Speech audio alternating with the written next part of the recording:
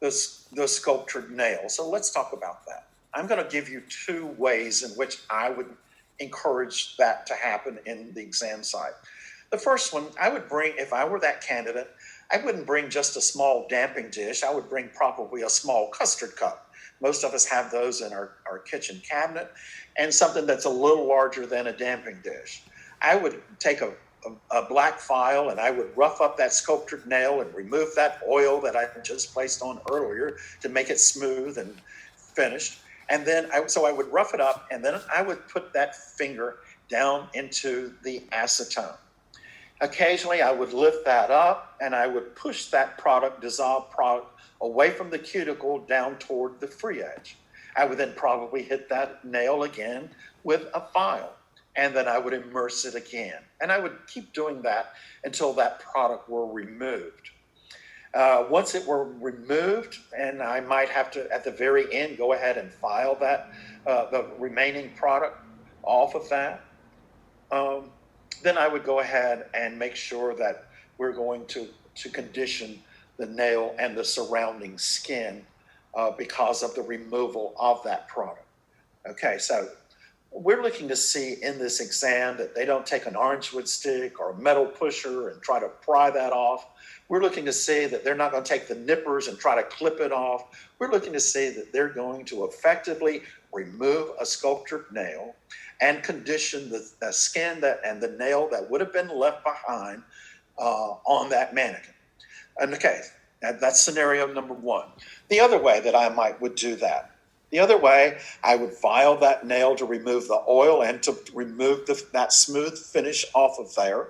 I would take a large cotton round of cotton ball. I would immerse that or get acetone on that.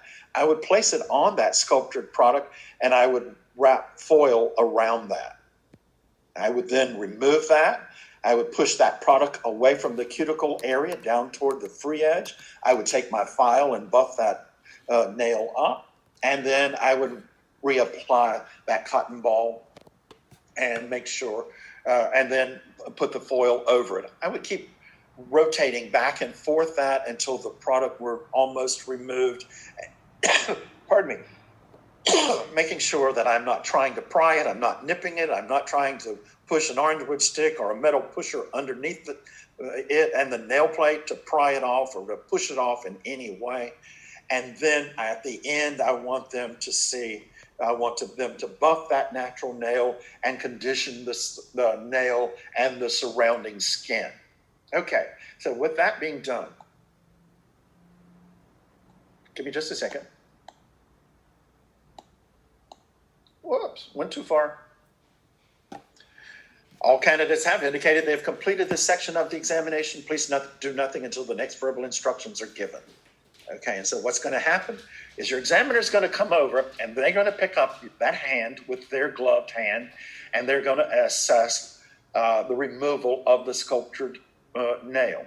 Now, I told you we had several run-throughs, and we had no problem with the nail. If it were to actually dissolve the tip that's underneath there that the candidate brought with them to the exam, it's okay.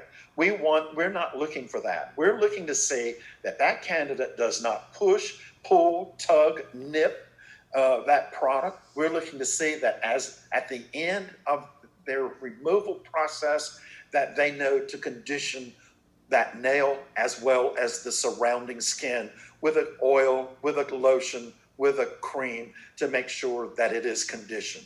If the whole tip goes away, we have no problem with them going on and going ahead and doing that procedure to just the naked finger. Okay? So then they're told, please do nothing until the next verbal instructions are given, until everybody has been assessed. All the while, your examiner would be looking to see what they did with items to be disinfected, soiled linens or trash, in that complete section.